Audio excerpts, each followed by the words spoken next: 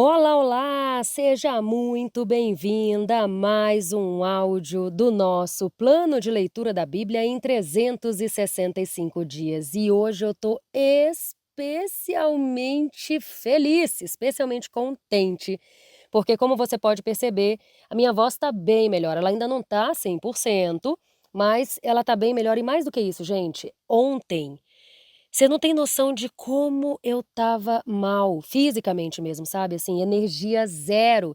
E hoje eu tô com a minha disposição, apesar da voz não estar 100%, eu tô com a minha disposição quase total, né, então voltou aquela disposição mesmo de quando a gente tem saúde. Nossa, que coisa boa é estar com a saúde em dia, estar com a saúde 100%. Mas antes da gente começar a leitura de hoje, permita-me deixar um agradecimento especial para uma pessoa que eu não conheço, mas ela deixou uma mensagem tão carinhosa ontem, né, no áudio de ontem, que é a Ive.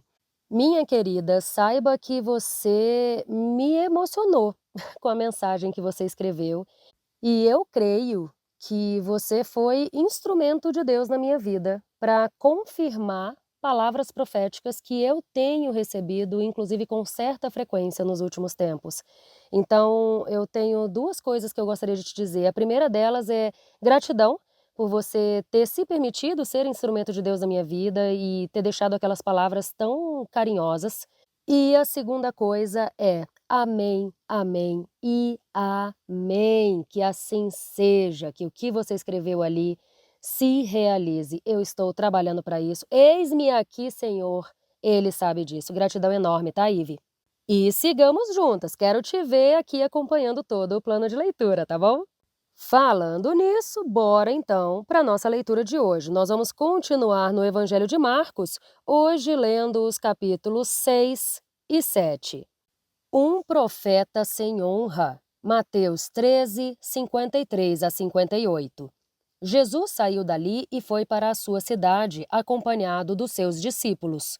Quando chegou o sábado, começou a ensinar na sinagoga, e muitos dos que o ouviam ficavam admirados. De onde lhe vêm essas coisas? Perguntavam. Que sabedoria é esta que lhe foi dada? E este poder para realizar milagres? Não é este o carpinteiro, filho de Maria e irmão de Tiago, José, Judas e Simão? Não estão aqui conosco as suas irmãs? E encontraram motivo de tropeço nele. Jesus lhes disse: só na sua própria terra, entre os seus parentes e na sua própria casa, um profeta não tem honra. Ele não pôde fazer ali nenhum milagre, exceto impor as mãos em alguns doentes e curá-los, e ficou admirado por causa da incredulidade deles. Jesus envia os 12. Mateus 10, 1 e 5 a 14 e Lucas 9, 1 a 6. Jesus passou a percorrer os povoados ensinando. Então, chamando os 12 para junto de si, Jesus os enviou de dois em dois e deu-lhes autoridade para expulsar espíritos imundos. Estas foram as suas instruções. Não levem nada pelo caminho, a não ser um bordão. Não levem pão, nem saco de viagem, nem dinheiro no cinto. Calcem sandálias, mas não levem túnica extra. Sempre que entrarem em uma casa, fiquem ali até partirem. Se em algum lugar não os receberem nem os ouvirem, saiam de lá e sacudam a poeira dos pés como testemunho contra eles. Eles saíram e pregaram ao povo que se arrependesse. Expulsavam muitos demônios e ungiam muitos doentes com óleo e os curavam. João Batista é decapitado. Mateus 14, 1 a 12. O rei Herodes ouviu falar dessas coisas, pois o nome de Jesus havia se tornado bem conhecido. Algumas pessoas estavam dizendo: João Batista ressuscitou dentre os mortos, por isso atuam nele poderes milagrosos. Outros diziam: ele é Elias. Ainda outros afirmavam: ele é um profeta, como um dos antigos profetas. Quando, porém, Herodes ouviu essas coisas, disse: João, a quem mandei decapitar, ressuscitou dentre os mortos. pois Herodes mesmo tinha ordenado que prendessem João. Ele o amarrou e o colocou na prisão por causa de Herodias, mulher de seu irmão Filipe, com a qual se casara. Porque João dizia a Herodes: não te é permitido viver com a mulher do teu irmão. Assim, Herodias o odiava e queria matá-lo, mas não podia fazê-lo, porque Herodes temia João e o protegia, sabendo que ele era um homem justo e santo. Quando o ouvia, ficava confuso. Mesmo assim, gostava de ouvi-lo. Finalmente surgiu uma ocasião oportuna. No seu aniversário, Herodes ofereceu um banquete aos seus líderes mais importantes, aos comandantes militares e aos principais da Galileia. Quando a filha de Herodias entrou e dançou, agradou a Herodes e aos convidados. O rei disse à jovem: peça-me qualquer coisa que você quiser, e eu darei. E prometeu-lhe sob juramento: seja o que for que me pedir, eu darei, até a metade do meu reino. Ela saiu e perguntou à sua mãe: que pedirei?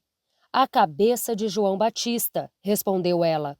Imediatamente, a jovem apressou-se em apresentar-se ao rei com o pedido: desejo que me des agora mesmo a cabeça de João Batista em um prato.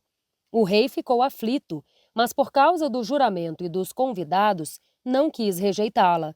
Então, o rei imediatamente enviou um carrasco com ordens para trazer a cabeça de João. O homem foi, decapitou João na prisão e trouxe a cabeça dele em um prato. Ele a entregou à jovem e esta a deu à sua mãe. Tendo ouvido isso, os discípulos de João vieram, levaram o seu corpo e o colocaram em um túmulo. A primeira multiplicação dos pães. Mateus 14, 13 a 21, Lucas 9, 10 a 17 e João 6, 1 a 15. Os apóstolos reuniram-se a Jesus e lhe contaram tudo o que tinham feito e ensinado. Havia muita gente indo e vindo, a ponto de eles não terem tempo para comer. Jesus lhes disse: venham comigo para um lugar deserto e descansem um pouco. Então foram de barco, em particular, a um lugar deserto, mas muitos os reconheceram e os viram partir, de modo que correram a pé de todas as cidades, chegando lá antes deles. Quando Jesus saiu do barco e viu uma grande multidão, teve compaixão deles, porque eram como ovelhas sem pastor. Então começou a ensinar-lhes muitas coisas. Já era tarde, por isso os seus discípulos aproximaram-se dele e disseram: este é um lugar deserto e já é tarde. Despede a multidão para que possam ir aos campos e povoados vizinhos comprar algo para comer. Ele, porém, respondeu: deem-lhes vocês mesmos algo para comer. Os discípulos lhe disseram: isto exigiria 200 denários. Devemos gastar tanto dinheiro em pão e dar-lhes de comer? Ele perguntou: quantos pães vocês têm? Verifiquem. Quando ficaram sabendo, disseram: 5 pães e 2 peixes. Então, Jesus ordenou que fizessem toda a multidão se sentar em grupos na grama verde. Assim, eles se sentaram em grupos de 100 e de 50. Tomando os 5 pães e os 2 peixes e olhando para o céu, deu graças e partiu os pães. Em seguida, entregou-os aos seus discípulos para que os servissem ao povo. Também dividiu os 2 peixes entre todos eles. Todos comeram e ficaram satisfeitos, e os discípulos recolheram 12 cestos cheios de pedaços de pão e de peixe. Os que comeram foram 5.000 homens. Jesus anda sobre as águas. Mateus 14, 22 a 36 e João 6, 16 a 24. Logo em seguida, Jesus insistiu com os discípulos que entrassem no barco e fossem adiante dele para Betsaida, enquanto ele despedia a multidão. Tendo-a despedido, subiu a um monte para orar. Ao anoitecer, o barco estava no meio do lago e Jesus se achava sozinho em terra. Ele viu os discípulos remando com dificuldade, porque o vento soprava contra eles. Alta madrugada, Jesus dirigiu-se a eles, andando sobre o lago, e estava já a ponto de passar por eles. Quando o viram andando sobre o lago, pensaram que fosse um fantasma. Então gritaram, pois todos o tinham visto e ficaram aterrorizados. Jesus, porém, imediatamente lhes disse: Tenham coragem, sou eu, não tenham medo. Então subiu no barco para junto deles e o vento cessou. Eles ficaram atônitos, pois não tinham entendido o milagre dos pães. O coração deles estava endurecido. Depois de atravessarem o mar, chegaram à terra de Genezaré e ancoraram ali. Logo que desembarcaram, o povo reconheceu Jesus. Eles percorriam toda aquela região e levavam os doentes em macas para onde ouviam que ele estava. Aonde quer que ele fosse, povoados, cidades ou campos, levavam os doentes para as praças. Suplicavam-lhe que, ao menos, pudessem tocar na borda do seu manto, e todos os que nele tocavam eram curados. Capítulo 7. Jesus e a tradição judaica. Mateus 15, 1 a 20. Os fariseus e alguns mestres da lei, vindos de Jerusalém, reuniram-se a Jesus e viram alguns dos seus discípulos comerem pão com as mãos impuras, isto é, sem lavar. Isso porque os fariseus e todos os judeus não comem sem lavar cerimonialmente as mãos, apegando-se assim à tradição dos anciãos. Quando chegam da rua, não comem sem antes se lavar, e apegam-se a muitas outras tradições, tais como o lavar de copos, jarros e vasilhas de cobre. Então, os fariseus e os mestres da lei perguntaram a Jesus: por que os seus discípulos não vivem de acordo com a tradição dos anciãos, mas comem o alimento com as mãos impuras? Ele respondeu: Bem profetizou Isaías acerca de vocês, hipócritas. Como está escrito: Este povo me honra com os lábios, mas o seu coração está longe de mim. Em vão me adoram, os seus ensinamentos não passam de mandamentos ensinados por homens. Vocês negligenciam os mandamentos de Deus e se apegam às tradições dos homens.